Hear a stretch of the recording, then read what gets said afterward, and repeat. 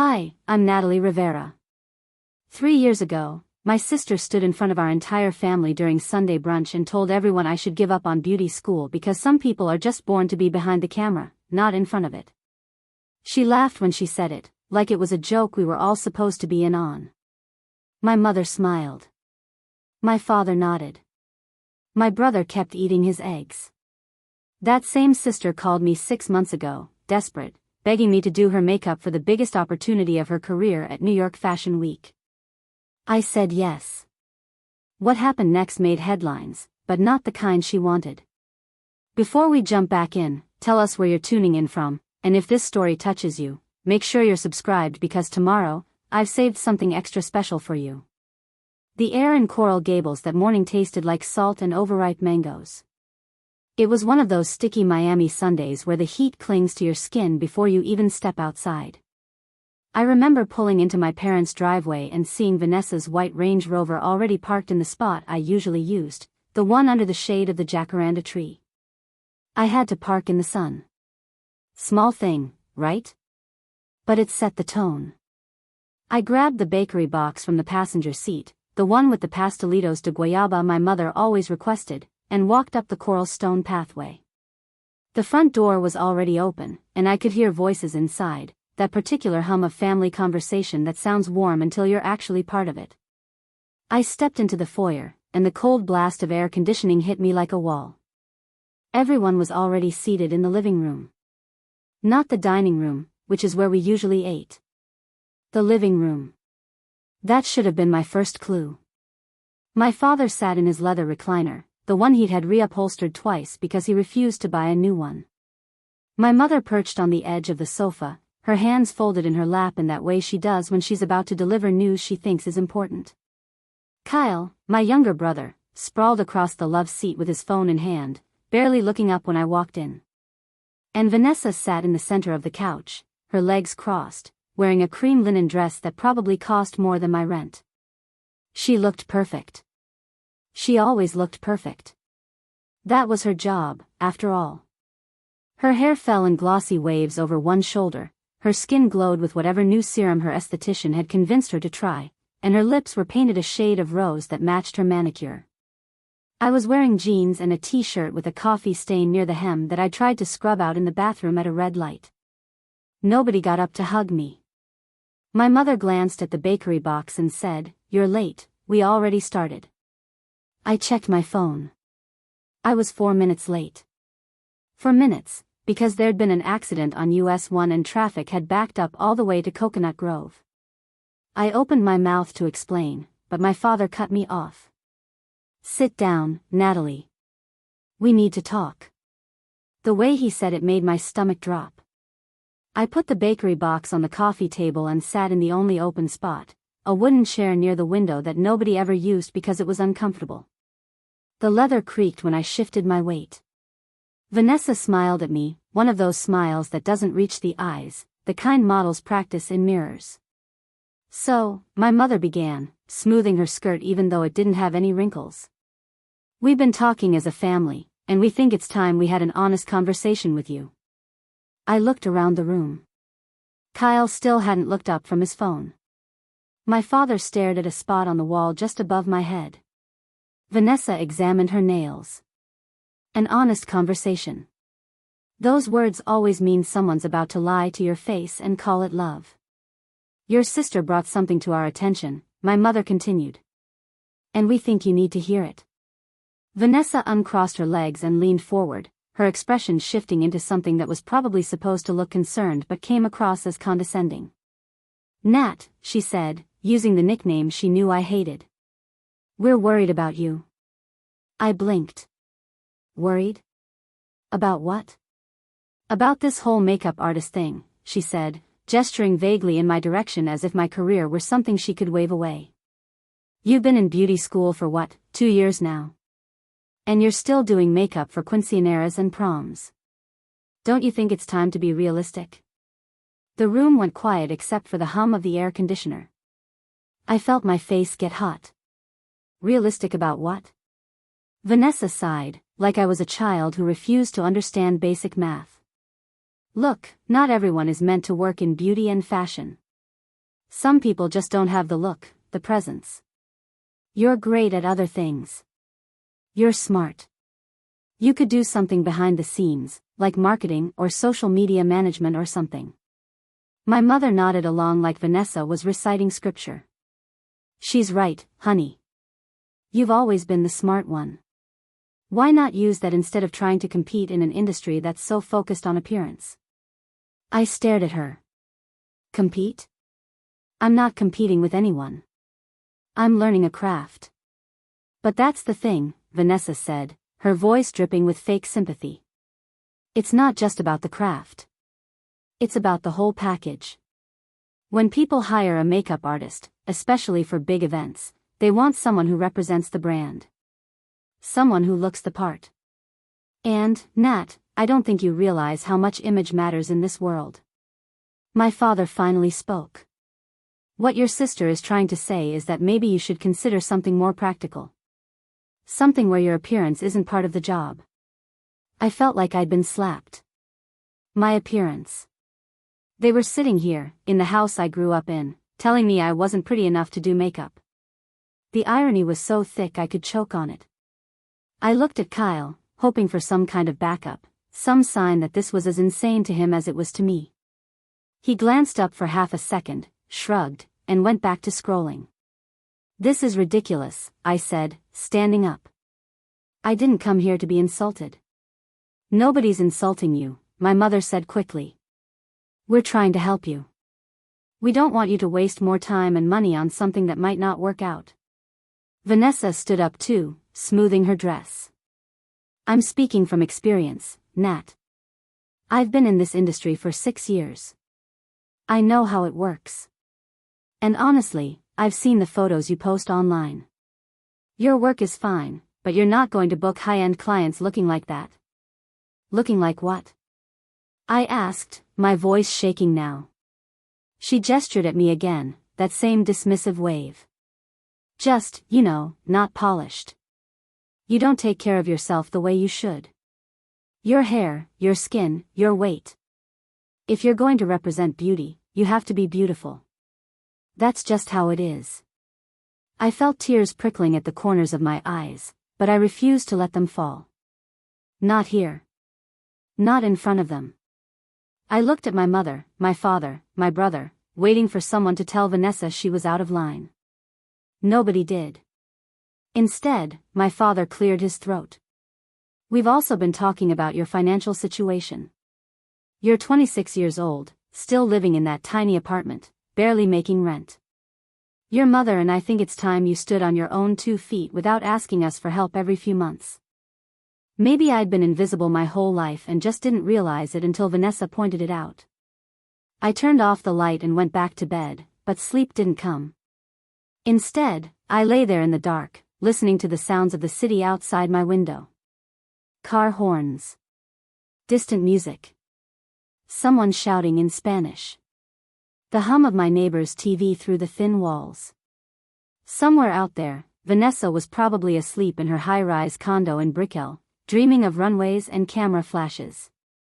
And here I was, wide awake in a studio apartment, wondering if I'd ever be more than the ugly sister who wasn't supposed to try. But I'd gotten the gig. That had to mean something.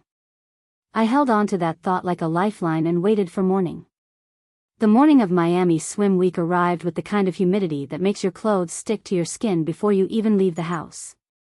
I woke up at 4 a.m, my alarm screaming into the dark silence of my apartment. My stomach was a knot of nerves and excitement twisted so tight I thought I might be sick. I'd laid out everything the night before. My makeup kit, freshly organized with every brush cleaned and sanitized. A black outfit, simple and professional. Sneakers, because I'd be on my feet for 12 hours. A water bottle. Granola bars. Everything I needed to survive my first real industry event. In the shower, I kept running through the list in my head. Foundation shades for different skin tones. Setting sprays.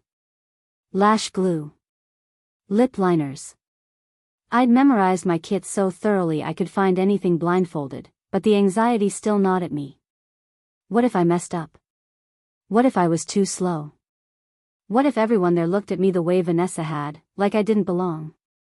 I pushed the thoughts away and focused on getting ready. I did my own makeup carefully, nothing too dramatic but enough to look polished. Neutral eye, defined brows, a berry lip. Professional. Put together. When I looked in the mirror, I saw someone who could do this. I had to believe that. The venue was at a beachfront hotel in South Beach, one of those gleaming white buildings with palm trees lining the entrance and valets in crisp uniforms. I arrived just after 5, while the sky was still dark and the ocean was a distant roar beyond the dunes. Backstage was already chaos. Racks of clothing being wheeled in, models arriving with wet hair and sleep still in their eyes, photographers testing lights, coordinators shouting into headsets. I found the makeup station and introduced myself to the lead artist, a woman named Solange who had arms covered in tattoos and the kind of confident energy that made everyone around her move faster. She barely looked at me when I arrived, just pointed to a chair and said, "You're on base." Preparing and narrating this story took us a lot of time, so if you are enjoying it, subscribe to our channel, it means a lot to us. Now back to the story. Keep it clean, keep it fast, don't make anyone look shiny. Base meant I'd be doing foundation and concealer while the more experienced artists handled eyes and lips. It wasn't glamorous, but it was a start. I set up my station, laid out my products, and waited. The first model who sat in my chair was tall and angular, with skin like polished mahogany and cheekbones that could cut glass. She barely acknowledged me, just stared at her phone while I worked. I matched her foundation perfectly, blended it seamlessly, set it with powder so it would last under the lights. She got up without a word and moved to the next station. I did 12 faces before the sun came up. 12 different skin tones, 12 different textures, 12 different bone structures. My hands moved on autopilot, muscle memory taking over. Nobody complained. Nobody sent anyone back to me for fixes. I was doing it right.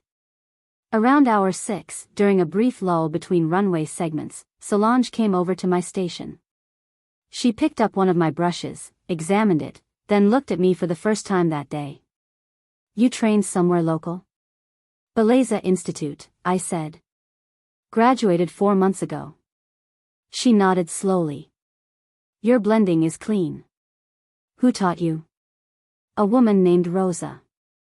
She used to do bridal." Solange set the brush down. "Keep doing what you're doing. If you want more events, give me your contact before you leave." That was it. No big speech, no dramatic moment. Just a simple acknowledgement that I was competent. But it felt like winning the lottery. By the time the event wrapped at 8 that night, my feet were screaming and my back ached from bending over chairs all day. But I felt electric. Alive. Like I'd proven something, if only to myself. I gave Solange my number before I left. She saved it without comment and told me she'd be in touch. I walked out of that hotel into the warm night air feeling like I was floating. My phone had been on silent all day. When I turned it back on, there were 7 missed calls from my mother and 3 texts from Vanessa. The first text, "Heard you're doing some event at the beach. Good for you, I guess." The second, "Mom says you're ignoring her calls. Very mature." The third, "Let me know when you're done playing makeup artist and ready to apologize." I deleted all 3 without responding and drove home. That night, I sat on my bed with my laptop and updated my portfolio. I didn't have photos from the event yet, but I wrote about the experience, added Miami Swim Week to my resume, and refreshed my Instagram bio to include backstage makeup artist. It felt official now. Real. I fell asleep with my phone on my chest and dreamed about runway lights. 2 weeks later, Solange called me. She was working a private event for a jewelry brand, needed someone to do touch-ups throughout the night, asked if I was available. I said yes before she even finished the question. That gig led to another. And another. Slowly, quietly, my calendar started filling up. A photo shoot for a local boutique. A sweet 16 party for a client who'd seen my work online. A corporate event where I did makeup for 30 women in 4 hours. I wasn't rich. I was barely breaking even most months. But I was working. Building. Moving forward. 3 months after Miami Swim Week, I got a DM on Instagram from a photographer named Derek Hammond. He'd seen my work and wanted to collaborate on a creative shoot. No pay, just portfolio building for both of us. I looked at his page. His photos were stunning, moody and cinematic, the kind of editorial work that ended up in magazines. We met for coffee at a place in Wynwood, one of those industrial chic spots with exposed brick and art on every wall.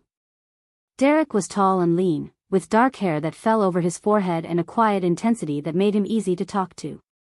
We spent 2 hours discussing concepts, showing each other inspiration photos, getting excited about what we could create together. The shoot happened the following weekend. We used a model Derek knew, a girl named Simone with freckles and red hair that caught the light like copper wire. I did a bold editorial look, graphic black liner with gold foil accents, and Derek shot it at golden hour in an abandoned warehouse near the docks. When he sent me the final images, I stared at them for 20 minutes straight. They were breathtaking. The model looked otherworldly, and my makeup translated beautifully on camera. Derek had tagged me in every photo when he posted them, and within an hour, I'd gained 50 new followers. One of those followers was a bridal stylist who booked me for a destination wedding in Key West. Another was a quinceañera planner who hired me for 3 events in 1 month. Another was a beauty brand looking for a local ambassador. Things were moving. Not fast, not dramatically, but steadily. Like a plant growing, invisible day to day but undeniable over time. Derek and I kept collaborating. Every few weeks, we'd plan another shoot, each one more ambitious than the last. We developed a rhythm, an unspoken understanding of what the other was trying to create. He became my friend, then my closest friend, the person I texted when something good happened or when I needed to vent. 4 months into our friendship, after a particularly successful shoot that had gotten featured on a local fashion blog, we went to dinner to celebrate. A little Cuban place in Coral Gables, not far from my parents' house, though I didn't mention that. We ate ropa vieja and drank mojitos and talked about our dreams. Derek wanted to shoot for Vogue someday. I wanted to work Fashion Week in New York. We made a pact over our second round of drinks that we'd get there together, that when one of us made it, we'd bring the other along. "You're going to be huge," he said, his eyes bright with certainty. "I can see it. You have something special." I laughed, deflecting the compliment the way I always did. "I'm just trying to pay rent, Derek." "No," he said, leaning forward. "I'm serious. The way you see faces, the way you understand color and light and structure, that's not something you can teach. You have a gift." I looked down at my plate, feeling my throat tighten. Nobody had ever said anything like that to me before. My family had told me I was smart, practical, good at school. But a gift? Never. "Thank you," I whispered. He reached across the table and squeezed my hand once, brief and warm, then let go. That night, walking to my car alone, I called Tasha. She picked up on the second ring, her voice bright and teasing. "It's about time. I thought you forgot about me now that you're some fancy Miami makeup artist." I laughed. "Hardly fancy. But things are good. Really good." I told her everything. The gigs, the collaborations with Derek, the momentum building. She listened without interrupting, the way she always did, and when I finished, she was quiet for a moment. "Nat," she finally said. "I'm proud of you. You know that, right?" My eyes stung. "Yeah. I know. Have you talked to your family at all?" "No. And I don't plan to." "Good. They don't deserve you." We talked for another hour, about nothing and everything, and by the time we hung up, I felt full in a way I hadn't in months. I realized I'd been so focused on building my career that I'd forgotten to let myself feel happy about it. That changed. I started celebrating the small wins. Every new client, every positive review, every time someone told me my makeup made them feel beautiful. I let myself feel proud.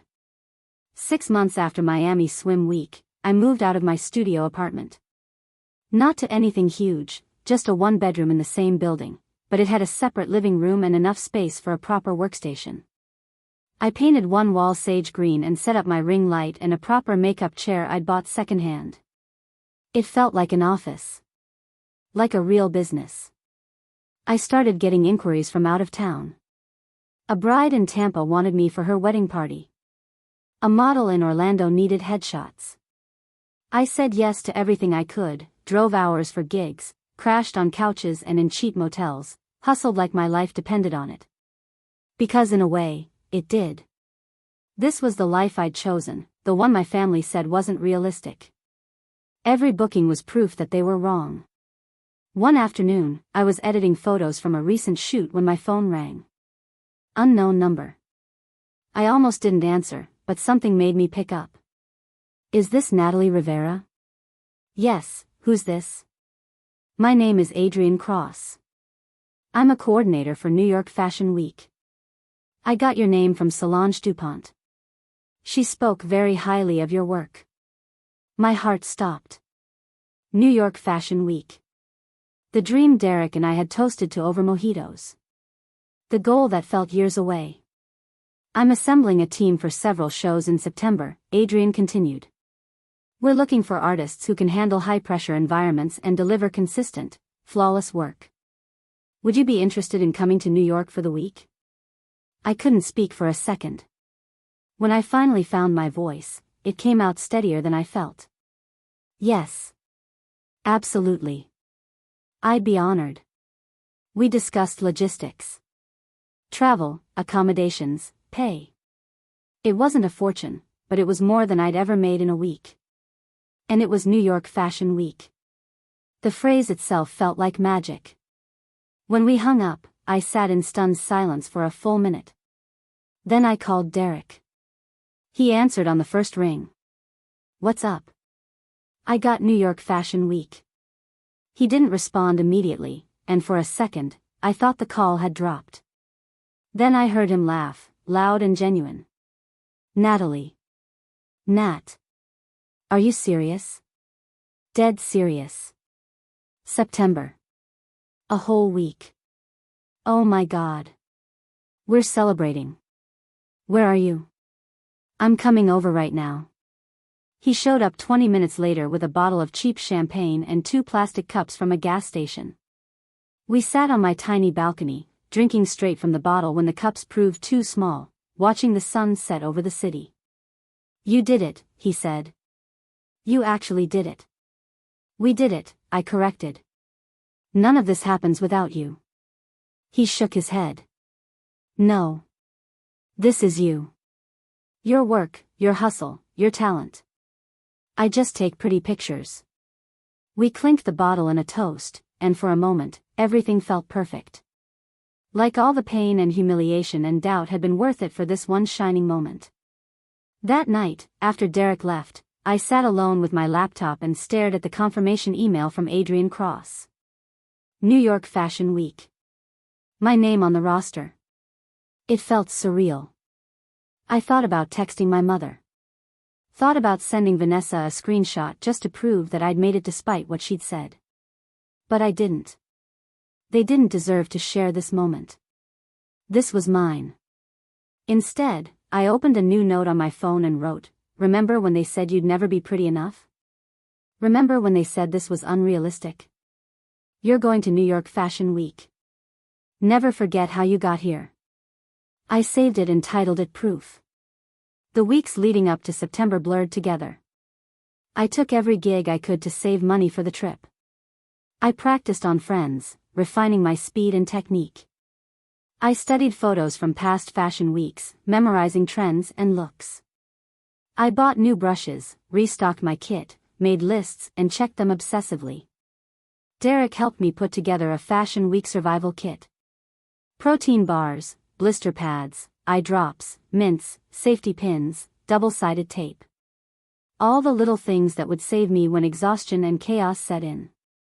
2 weeks before I was supposed to leave, my mother called. I stared at her name on my screen for 3 rings before I answered. Natalie, she said, her voice tight. We need to talk. I'm kind of busy, I said. What's up? Your sister is in trouble. I didn't respond, just waited. She lost a major contract. Something about a photo scandal, I don't really understand it. But she's devastated. She was wondering if maybe you could help her with some makeup work. She knows you're doing well now. I almost laughed. She knows I'm doing well? How would she know that when none of them had spoken to me in months? I can't help her, I said. I'm leaving for New York in 2 weeks. New York? For what? Work. There was a pause. What kind of work? I hesitated, then decided I didn't owe her details. Just work. I have to go, Mom. Natalie, wait. Can't you at least talk to your sister? She's really struggling. And I wasn't? When you all told me to give up. When Vanessa said I'd never work in this industry. That's not fair. We were trying to help you be realistic. No, I said, my voice harder now. You were trying to make me small so Vanessa could feel big. And I'm done with that. I hung up before she could respond. My hands were shaking. I'd never talked to my mother like that before, never stood up to her so directly. Part of me felt guilty. But a bigger part felt free. That night, I blocked their numbers. All of them. My mother, my father, Kyle, Vanessa. I didn't need their voices in my head anymore. A week before New York, Vanessa found me anyway. She showed up at my apartment, buzzed the intercom until I answered just to make her stop. When I opened the door, she looked different. Thinner, with dark circles under her eyes and her hair pulled back in a messy bun. No makeup. No designer clothes. Just jeans and a t-shirt that had seen better days. What do you want? I asked, not letting her inside. Can we talk? Please. We don't have anything to talk about. Nat, I know I messed up. I know what I said was wrong. But I need your help. I crossed my arms. With what? I have a huge opportunity. A designer wants me for New York Fashion Week. It's my last chance to prove I can still book major work. But my usual makeup artist bailed, and I need someone good. Someone who knows what they're doing. I stared at her. You want me to do your makeup? I'll pay you. Whatever you want. I almost said no immediately. Almost slammed the door in her face the way she'd slammed the door on my dreams. But something stopped me. Maybe curiosity. Maybe the chance to prove something. Maybe just the satisfaction of watching her beg. Which designer? I asked. She named someone I recognized, a mid-tier brand that was trying to break into the mainstream. Respectable, but not Vogue. When? September 13th. During Fashion Week. The same week I'd be there anyway. Different shows, but the same week. I'll think about it, I said. Her face lit up with relief. Thank you. Seriously, thank you. I didn't say yes. I said I'd think about it. Now leave. She hesitated, like she wanted to say more, then nodded and walked away. I closed the door and leaned against it, my heart pounding. Vanessa had come to me. Had asked for my help. Had admitted, in her own way, that she needed me. I pulled out my phone and texted Derek. Vanessa just asked me to do her makeup for Fashion Week. Should I do it? His response came seconds later. Do you want to? I don't know. Part of me wants to tell her to go to hell. And the other part? I stared at the message for a long time before I typed, wants to show her exactly how good I am. Then do it. But on your terms. Not hers. He was right. If I was going to do this, it would be my way. My rules. I texted Vanessa back, I'll do it. But you pay me up front, and you don't get to complain about anything. Take it or leave it. She responded immediately, deal. Thank you so much. I locked my phone and sat on my couch, staring at the wall. I just agreed to do my sister's makeup. The same sister who'd told me I'd never work in beauty because I wasn't pretty enough. Maybe this was a mistake. Or maybe this was exactly what I needed. A chance to face her on my terms, in my world, where I was the one with the power. Either way, September was going to be interesting. The flight to New York left Miami at 6 in the morning. I barely slept the night before, too wired with anticipation and nerves to do more than doze. My suitcase sat by the door, packed and repacked 3 times. Makeup kit, clothing, toiletries, everything I'd need for a week in a city I'd only visited once as a teenager. Derek drove me to the airport. We didn't talk much during the ride, just sat in comfortable silence while the radio played softly. When he pulled up to departures, he turned to me with a serious expression. "You're going to kill it," he said. "And when you get back, we're going to have so many opportunities we won't know what to do with them all." I hugged him tight before grabbing my bags. "Thanks for believing in me. Always." Security took forever. The terminal was packed with travelers, everyone moving in that strange airport choreography of rushing and waiting. I bought an overpriced coffee and sat at the gate, watching planes take off through the massive windows. My phone buzzed. A text from Tasha. "Go show them what Miami girls are made of. Love you." I smiled and sent back a heart emoji. Then I saw another message, this one from an unknown number that I realized must be Vanessa since I'd blocked her original contact. "Landing at LaGuardia around noon. Can we meet up before the show on the 13th? Want to discuss the look." I didn't respond. She'd get what she got, and she wouldn't complain about it. That was the deal. The flight was smooth. I spent most of it looking out the window, watching the landscape change from flat coastal plains to rolling hills to the dense urban sprawl of the Northeast. When the pilot announced our descent into JFK, my stomach flipped. New York City spread out below us, a massive grid of buildings and streets and bridges that seemed to go on forever. I pressed my face to the window like a kid, taking it all in. This was where careers were made. Where dreams either came true or died trying. The hotel Adrian had booked for the team was in Midtown, a boutique place tucked between 2 larger buildings on a side street. My room was small but clean, with a view of a brick wall and a sliver of sky. I didn't care. I dropped my bags, freshened up, and headed to the address Adrian had sent for our first team meeting. The workspace was a converted loft in the garment district, all exposed brick and industrial lighting. About 20 makeup artists were already there when I arrived, most of them looking confident and experienced. I recognized a few names from Instagram, artists with huge followings and impressive portfolios.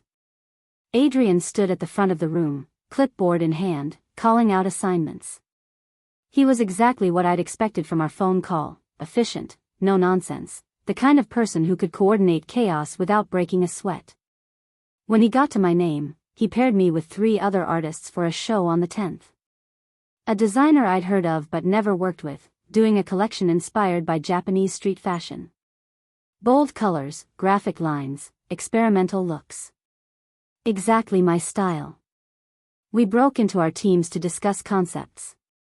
My group consisted of 2 women and 1 man, all older than me by at least 5 years. They introduced themselves quickly. Monica from Los Angeles, portfolio full of celebrity work. James from London, editorial specialist. Kira from Chicago, known for avant-garde looks. "I'm Natalie," I said when it was my turn. "From Miami. I mostly do bridal and events, but I've been working on more creative stuff lately." Monica raised an eyebrow. "Bridal? That's a big jump to Fashion Week." I felt my face heat up but kept my voice steady. "I like a challenge." James laughed. "You'll get one here. These shows are brutal. Hope you can work fast." We spent the next 2 hours planning.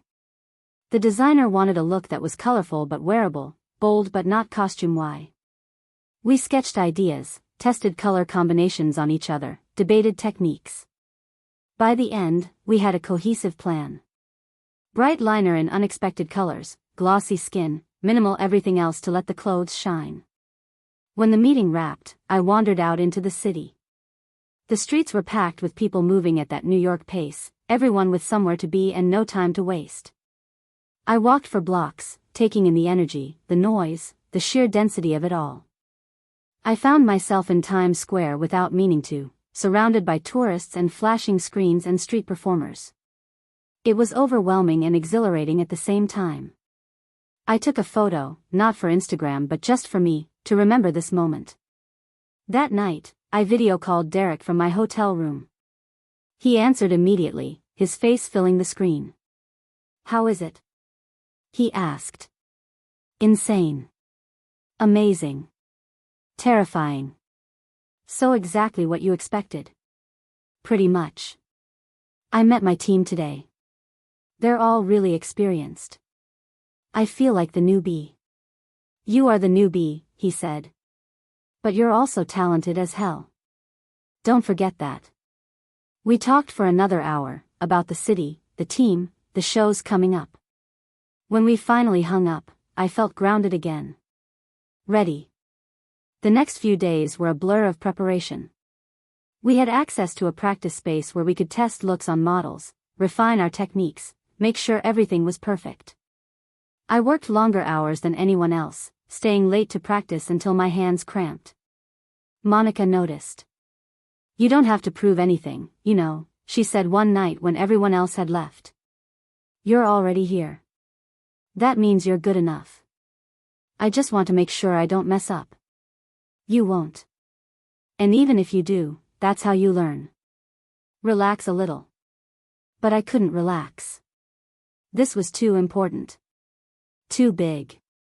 I had to be flawless. September 10th arrived faster than I was ready for. The show was at a venue in Chelsea, a massive warehouse space that had been transformed into a runway. I arrived at 4 in the morning for a 7 o'clock show, my kit in hand and my nerves jangling. Backstage was controlled chaos. Models arriving, hairstylists setting up, clothing racks being organized, coordinators shouting directions. Our makeup station was in a corner with bright lights and mirrors. I set up quickly, laying out my products in the order I'd need them. The models started arriving at 5. We had 2 hours to do 40 faces. That meant we each had to complete about 10 looks in 2 hours. 20 minutes per face, start to finish. It was tight, but doable if nothing went wrong. My first model sat down, a girl who couldn't have been older than 19, with porcelain skin and sharp features. I worked fast, painting a bright turquoise liner across her lids, keeping everything else minimal. She didn't speak, just stared at her phone while I transformed her face. When I finished, she glanced in the mirror and nodded. Cool. That was it. No effusive praise, no criticism. Just acknowledgement that I'd done my job. I did 9 more faces in the next hour and 40 minutes. Each one came out exactly as planned. Bold, cohesive, camera ready. By the time the last model went out for final checks, I was sweating through my shirt and my hands were shaking from adrenaline. The show itself was a blur. Music pounding, lights flashing, models walking in perfect rhythm. I watched from the wings, seeing my work pass by under the runway lights. It looked good. Better than good. It looked professional. When it was over, Adrian found me. Strong work today, he said. You kept pace and the looks were consistent. I'm putting you on 2 more shows this week. Thank you, I managed to say, even though I wanted to scream with excitement. The rest of the team congratulated me. Even Monica, who'd been skeptical at first, gave me a nod of respect. You proved me wrong, she said. That's not easy to do. I floated out of that venue on pure adrenaline. This was real. I was really doing this. The next 2 days passed in a similar haze. Another show on the 11th, this one with a more natural aesthetic that required subtle, perfected skin. Then a third show on the 12th, a designer known for dramatic theatrical looks that pushed me to try techniques I'd never used before. Each time, I delivered. Each time, I got better. By the end of the 12th, I felt like I'd been doing this for years instead of days. That night, I finally responded to Vanessa's texts. There had been several more since I'd landed, each one more anxious than the last.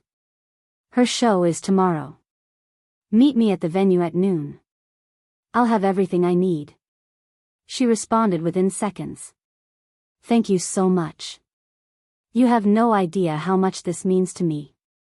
I stared at the message for a long time. Part of me felt guilty for what I was planning.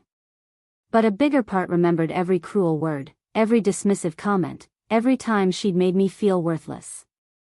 She'd said I wasn't pretty enough to work in beauty. Tomorrow, I'd show her exactly what that meant.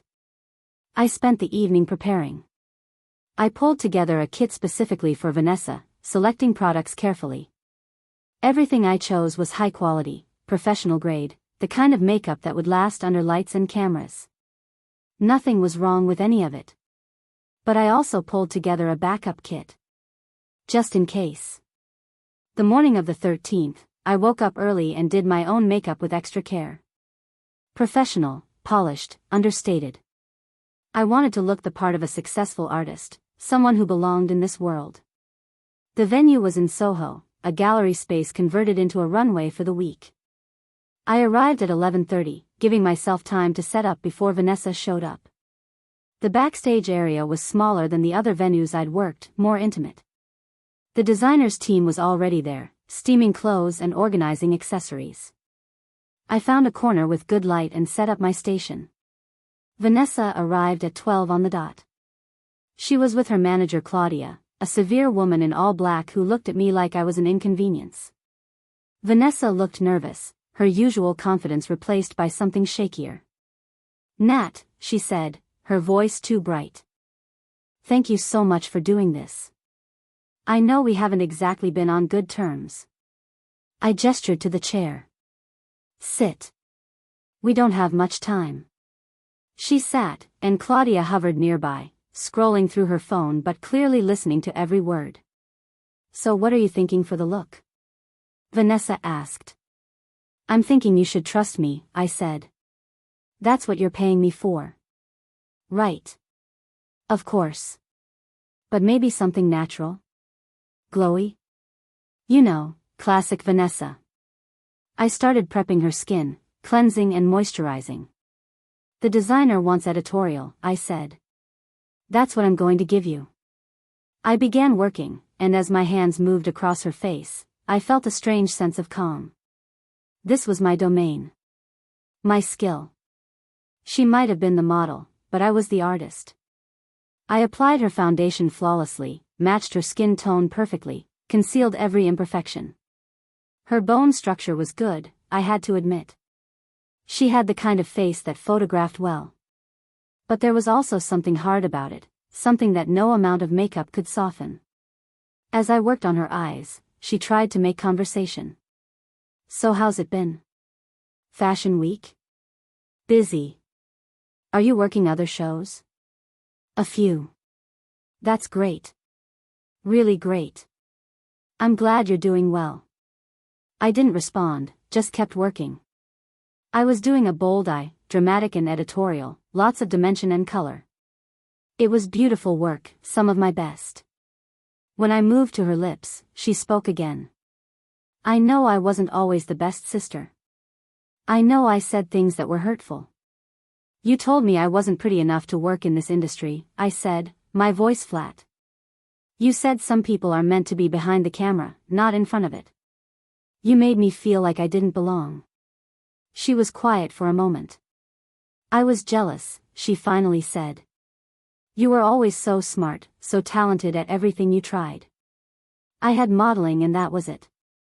And when you started doing makeup, I thought you were trying to take that away from me too. I paused, brush in hand. So you decided to destroy my confidence instead. I was young and stupid. You were 24.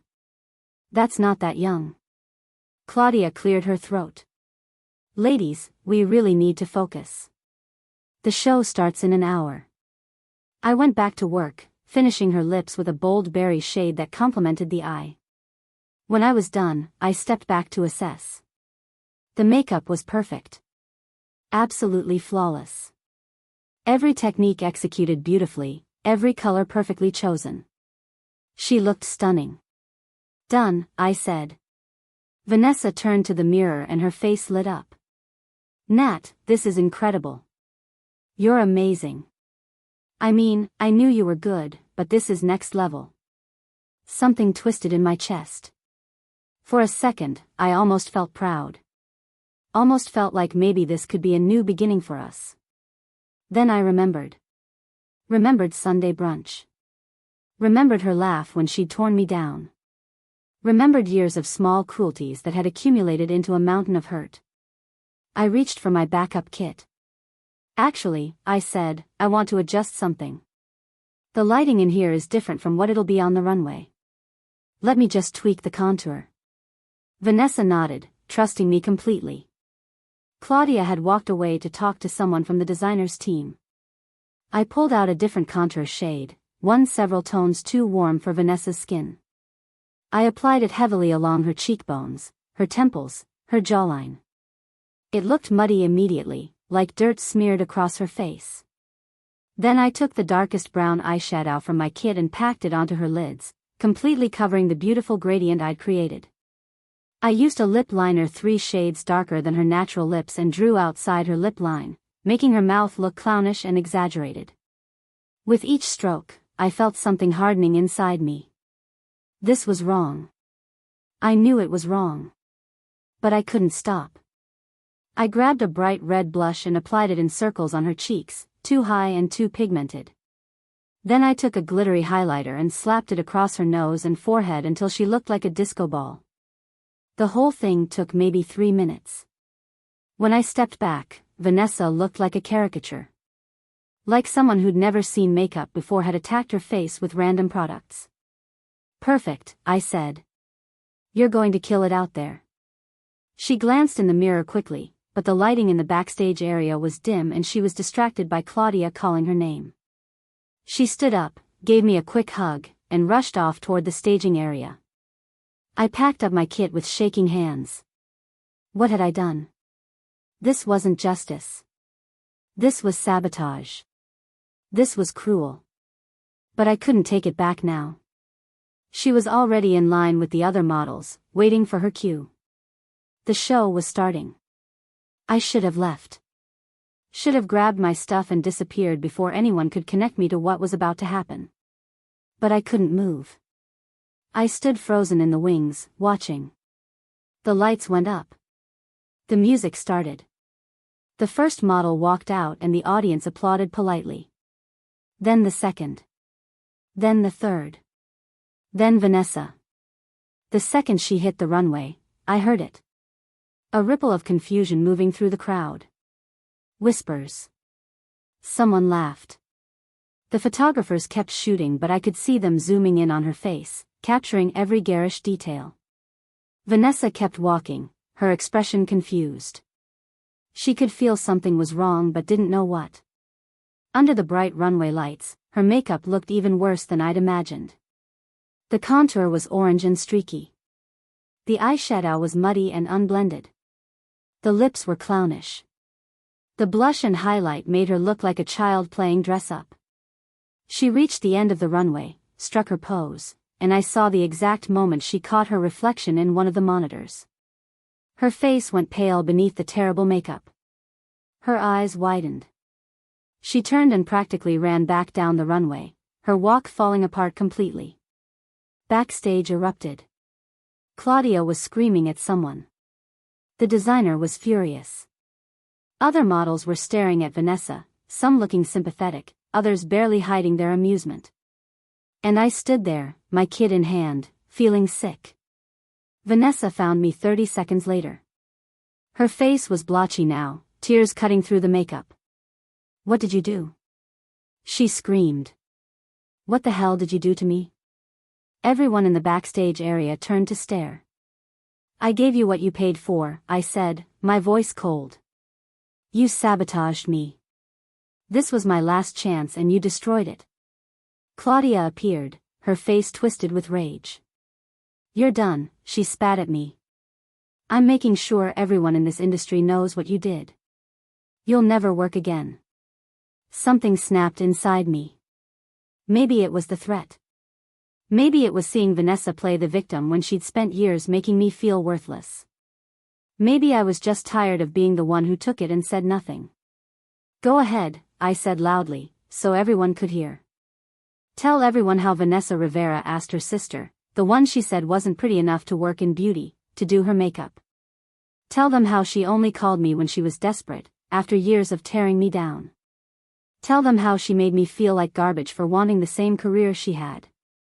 The backstage area had gone completely silent. Everyone was watching now. Vanessa's face crumpled. That's not fair, she whispered. Fair? I laughed, and it came out bitter. You told our entire family that I should give up. You said I didn't have the look. You made me believe I was worthless. And when I proved you wrong, when I built a career anyway, you only came to me because no one else would help you. I didn't mean it like that, she said.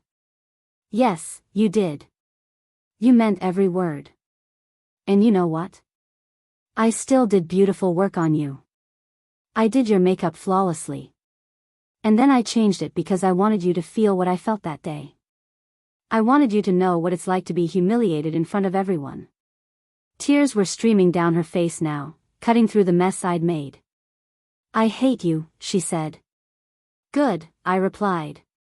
Now we're even.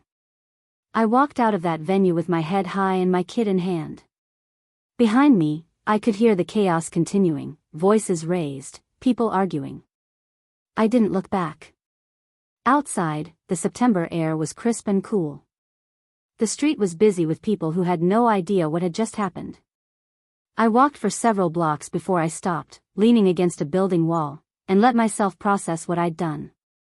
I'd sabotaged my sister. I'd humiliated her in front of industry professionals and photographers who would spread this story everywhere. I'd proven her manager right about me being unprofessional.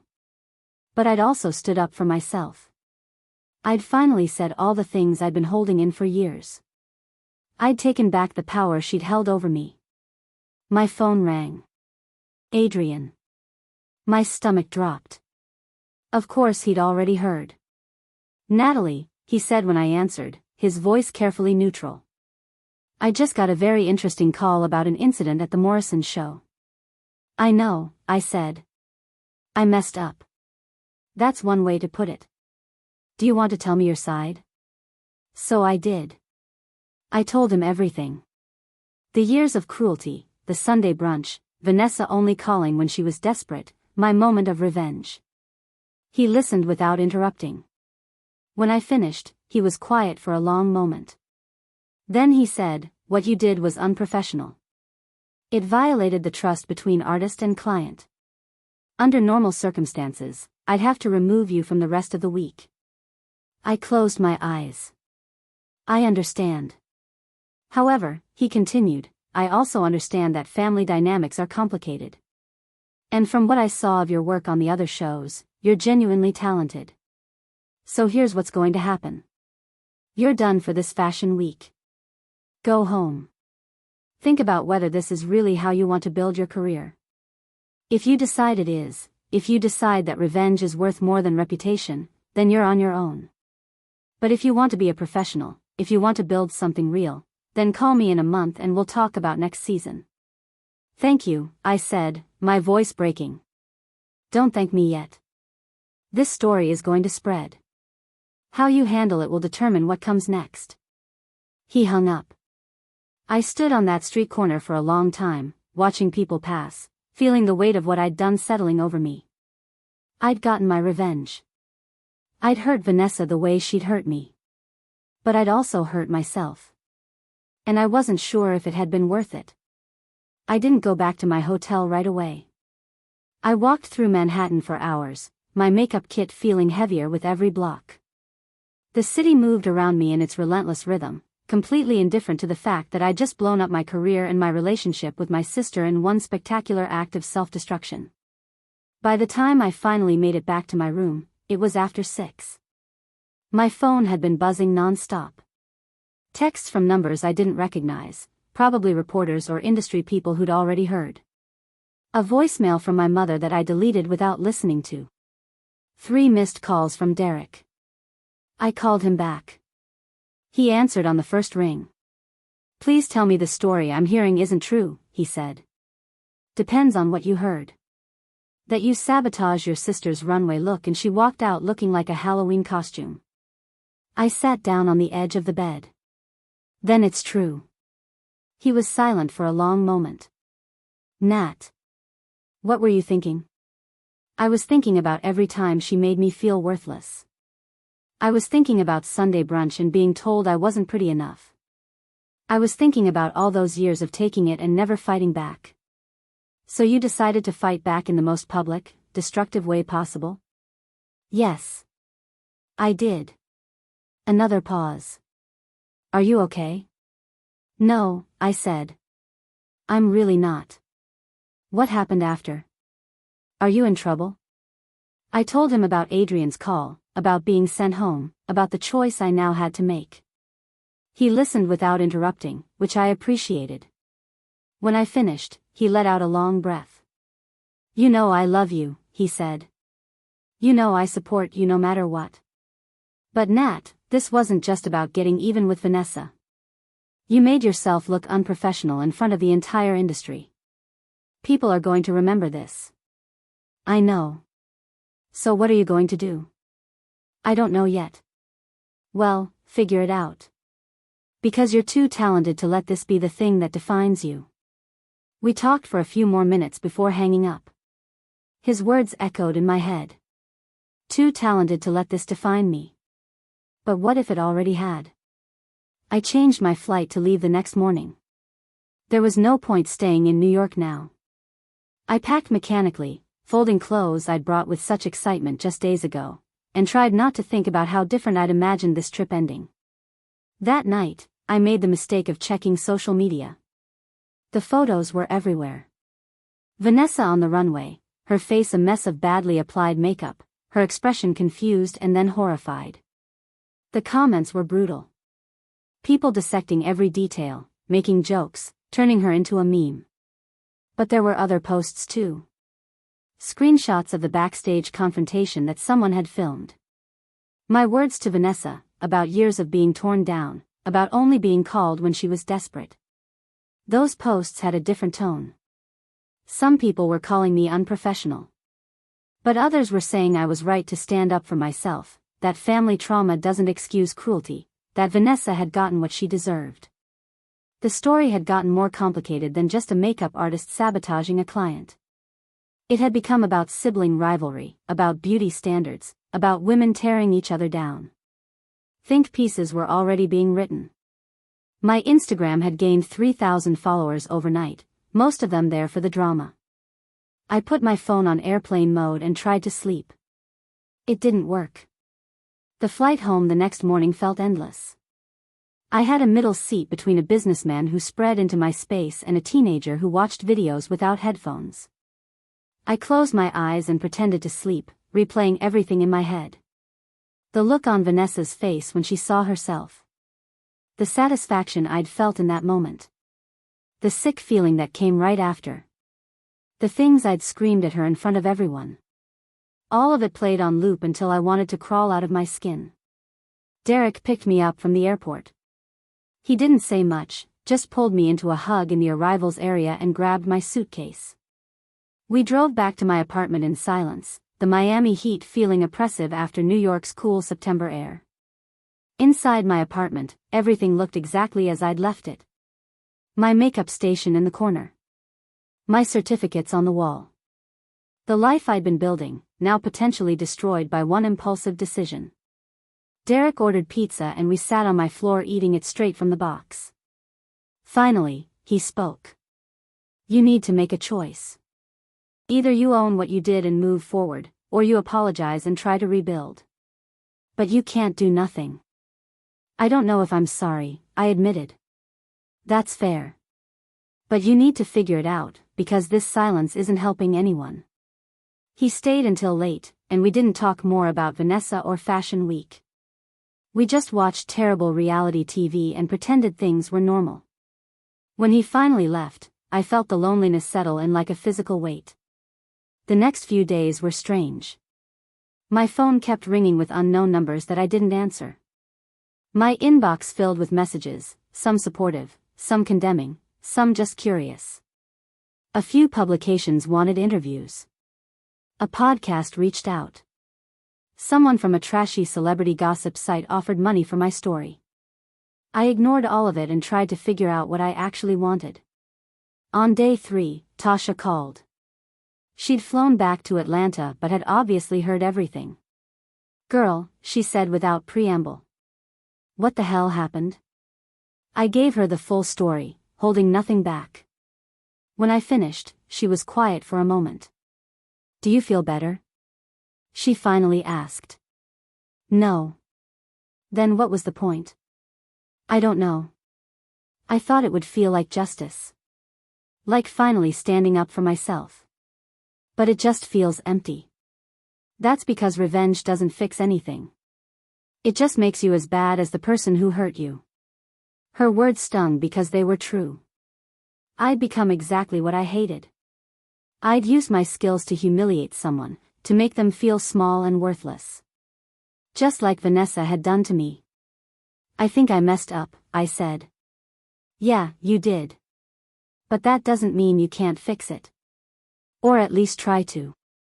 After we hung up, I sat with my laptop and finally let myself read the articles that had been written. Most were sensational, focusing on the drama and the photos. But one caught my attention. It was from a fashion journalist named Isabel Navarro, and she'd written something different. Her piece was titled, "When Hurt People Hurt People, the Vanessa Rivera Incident and What It Says About the Industry." She'd done her research, tracked down people who knew both of us, talked to others in the beauty world about family dynamics and professional boundaries. She didn't excuse what I'd done. But she also didn't paint me as a villain. Instead, she examined the pressure cooker of fashion, the way families can destroy confidence, the impossible standards we hold people to. She ended with a question: what do we owe people who've hurt us? And what do we owe ourselves? I read it 3 times. Then I did something I hadn't done since leaving New York. I pulled out my own laptop and started writing. It took me hours to get it right. I wrote and deleted and rewrote until my eyes burned. But eventually, I had something that felt honest. I posted it on Instagram with a photo of me from behind, sitting at my makeup station. The caption read, "I owe an explanation." Not an excuse, but an explanation. What I did to my sister at Fashion Week was unprofessional and cruel.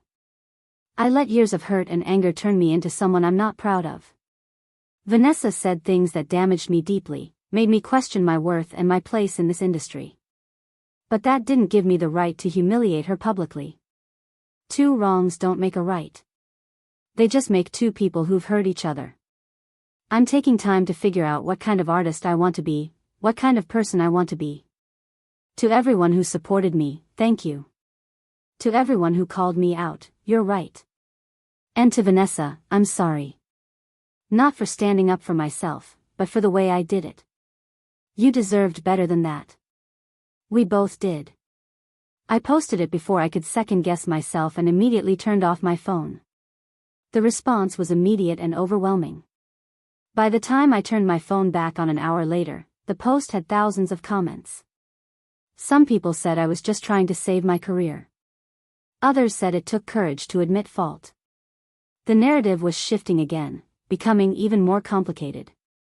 But the comment that mattered came from an unexpected source. Vanessa. She'd responded publicly, "Thank you for this. I'm sorry too. For everything." It wasn't much. It wasn't forgiveness or reconciliation. But it was acknowledgement. It was a crack in the wall we'd built between us. My mother called an hour later. I answered, bracing myself. "Natalie," she said, her voice shaky. "I read what you wrote." "Okay. I need to apologize. Your father and I, we didn't realize how much our words affected you. We thought we were protecting you from disappointment. But we were just making you feel like you weren't enough. I felt tears starting. You made me feel invisible. I know. I see that now. Watching this whole thing unfold, seeing what you and Vanessa did to each other, it made me realize we played a part in that. We compared you two constantly. We put you in competition when you should have been on the same team. It's not all your fault, I said. Vanessa and I made our own choices. But we set the stage. And I'm sorry. We talked for over an hour.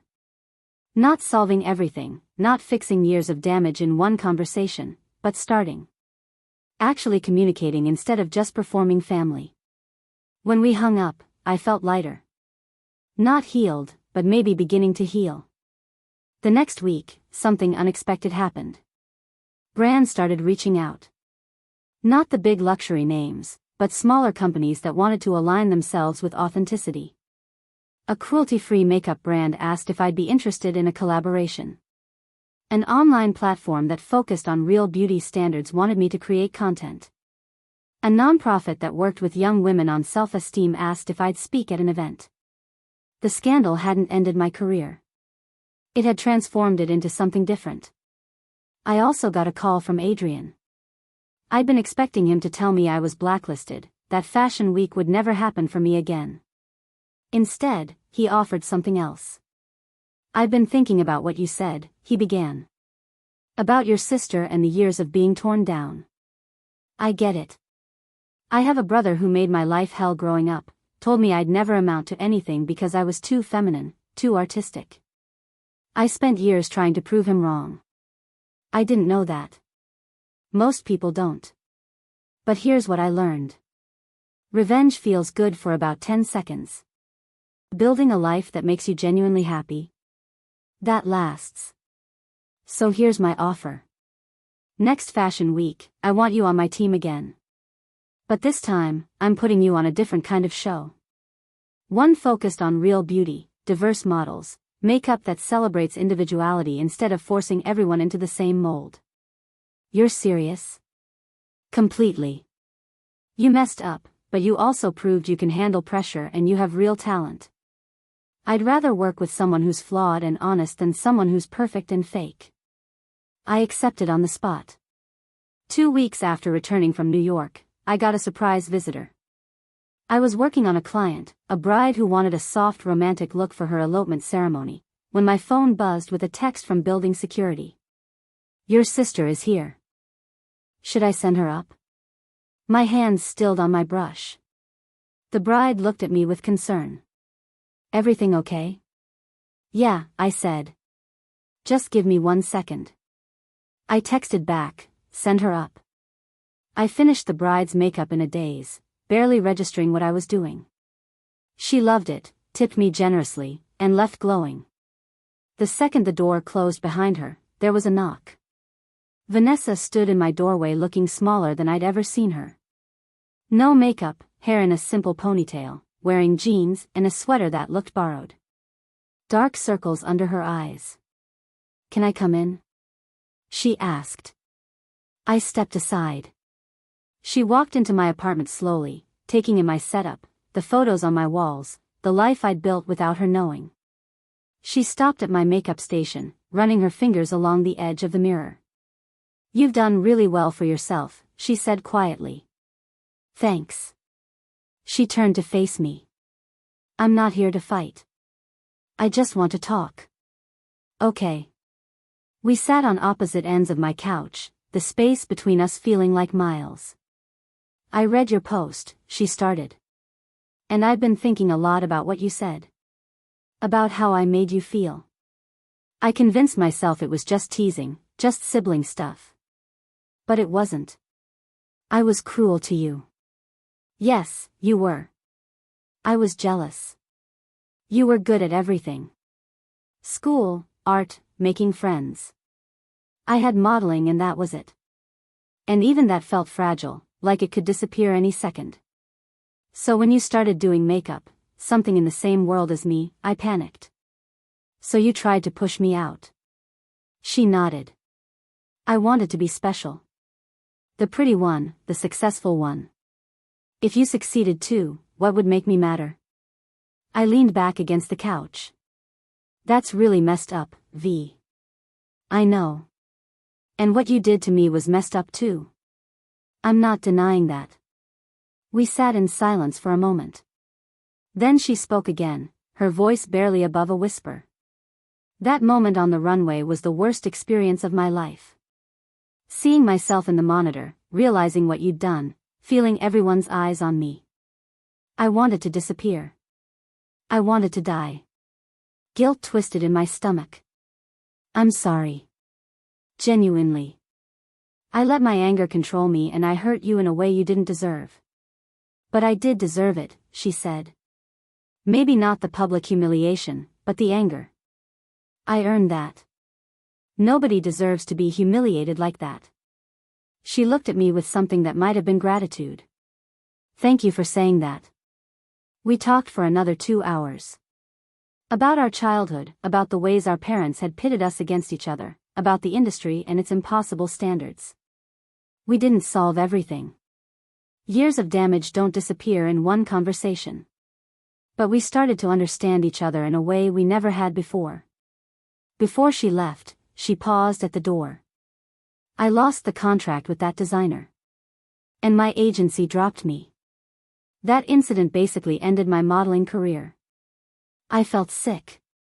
V, I'm so sorry. But, she continued, it also made me realize I wasn't happy.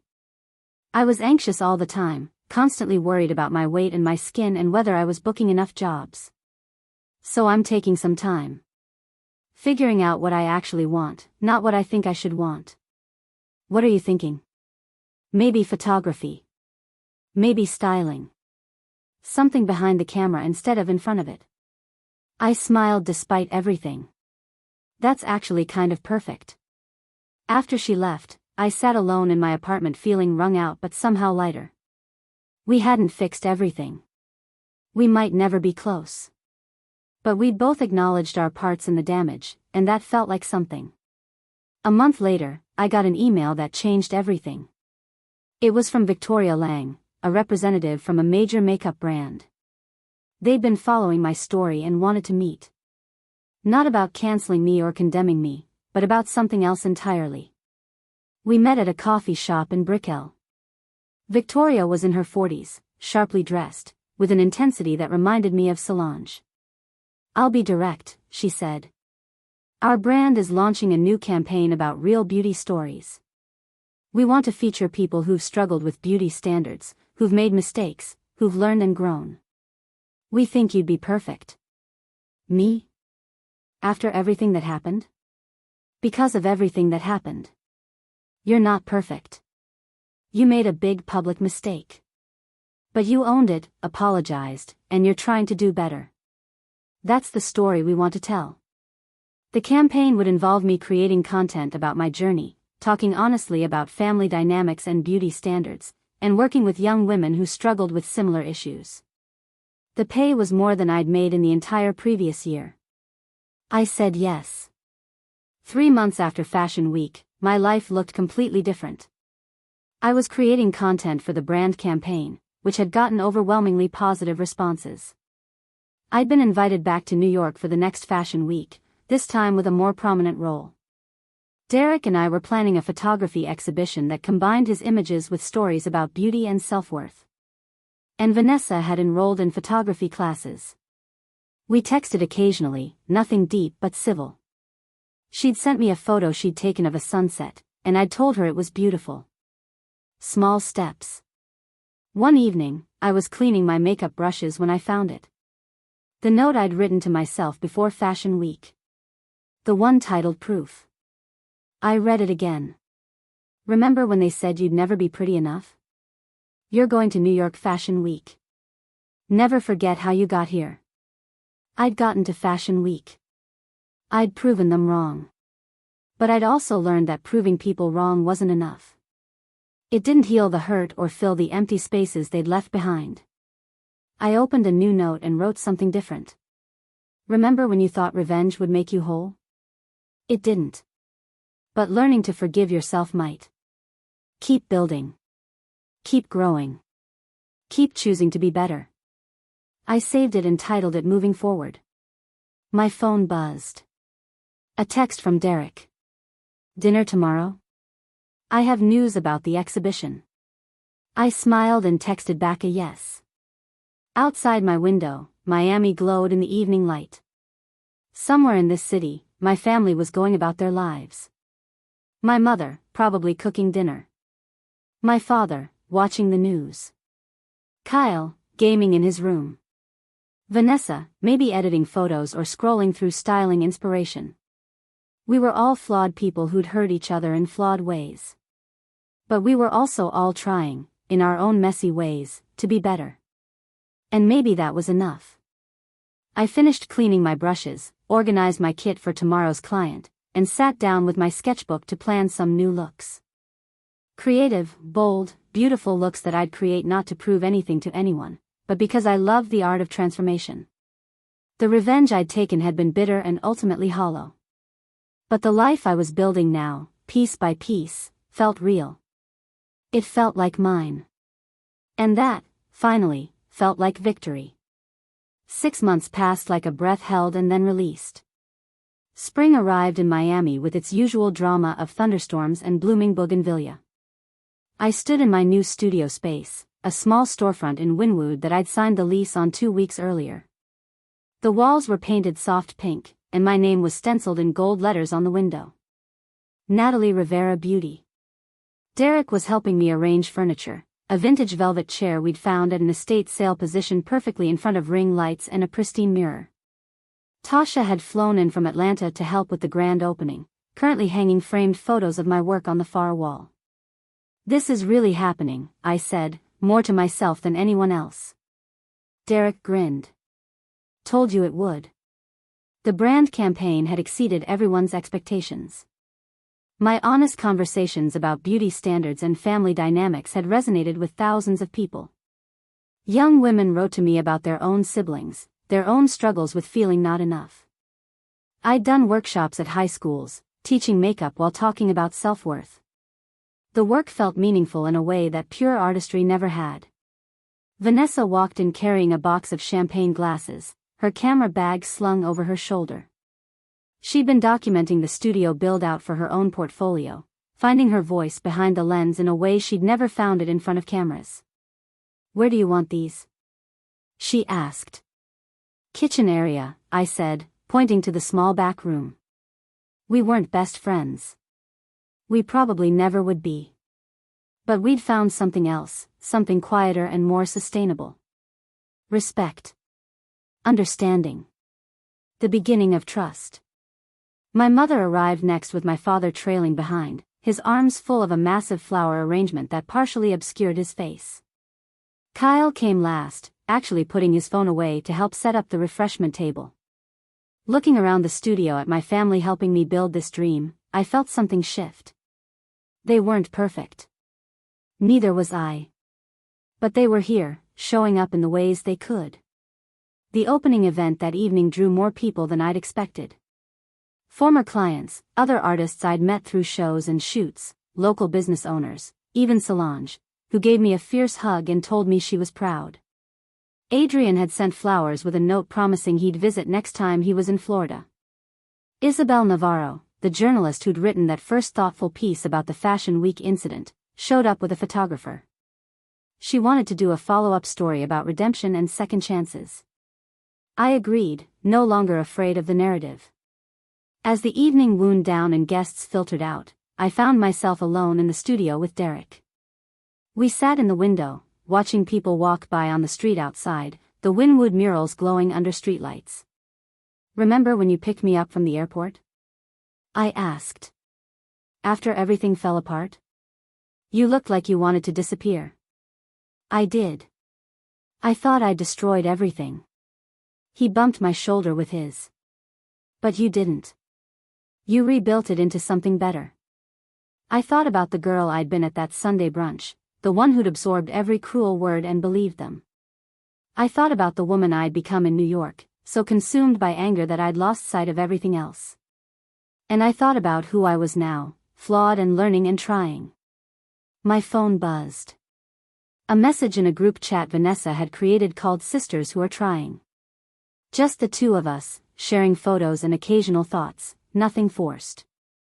She'd sent a picture of the sunset from her apartment balcony, the sky streaked with orange and purple.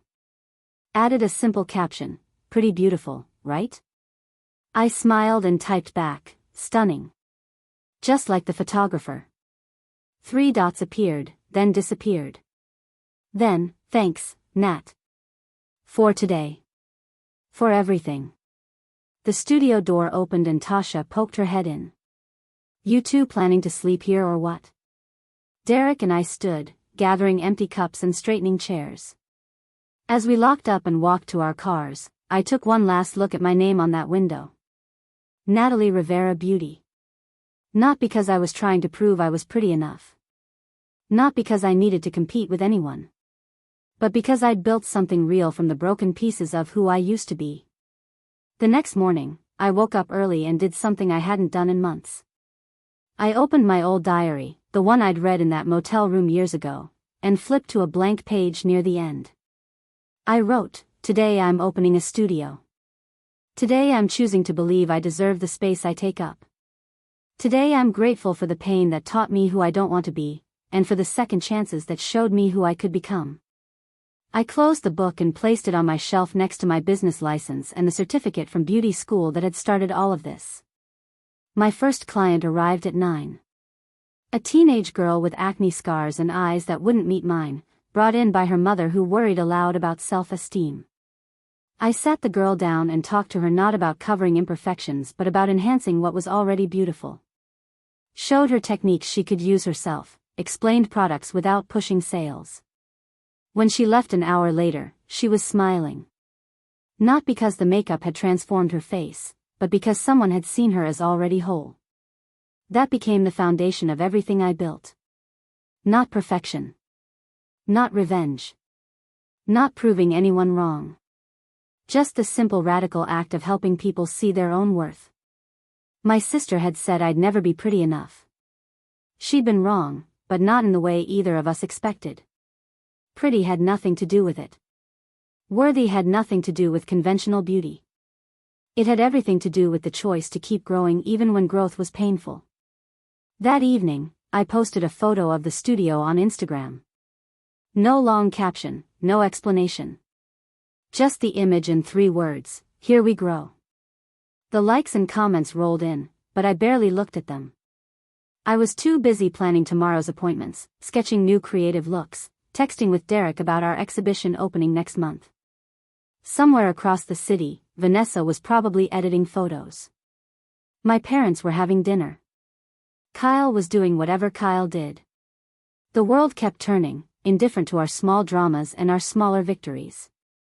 But in my corner of Miami, in my pink-walled studio with my name in gold letters, I'd found something I'd been searching for since that Sunday brunch changed everything. Not revenge. Not validation. Not even forgiveness, though that had come too. Just peace. And the quiet confidence that I was exactly where I needed to be. Up next, you've got 2 more standout stories right on your screen. If this one hit the mark, you won't want to pass these up. Just click and check them out.